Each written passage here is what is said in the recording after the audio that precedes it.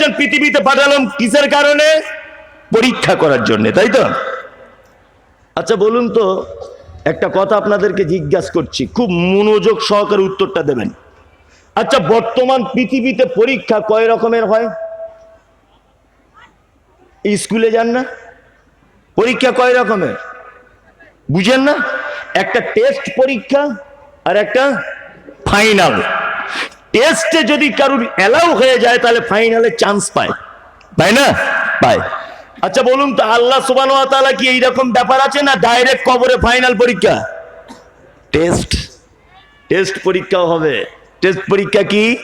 আল্লাহ বলছেন ওয়ালা নাবলু আন্নাকুম বিশাইয়্যিম মিনাল খাউফি ওয়াল জু ওয়া নাকসিম মিনাল আমওয়াল ওয়াল আনফুস ওয়াস সামারাত ওয়া বাশশিরিস সাবিরিন আল্লাযীনা ইযা আসাবাতুহুম মুসিবাতুন ক্বালু ইন্না লিল্লাহি ওয়া ইন্না ইলাইহি রাজিউন।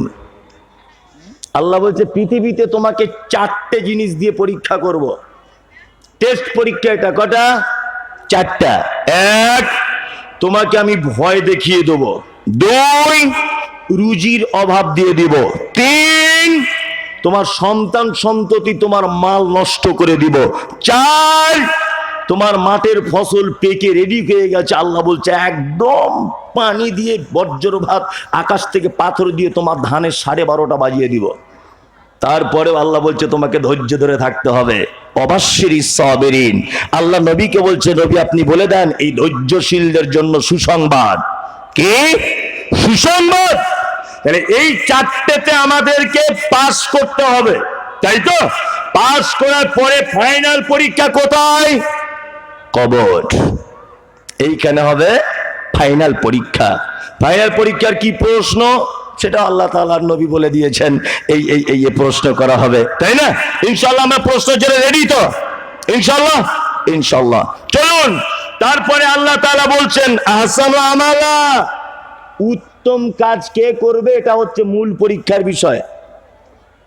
আচ্ছা বলুন তো, আল্লাহ এখানে বেশি কাজের কথা বললেন না উত্তম কাজের কথা বললেন?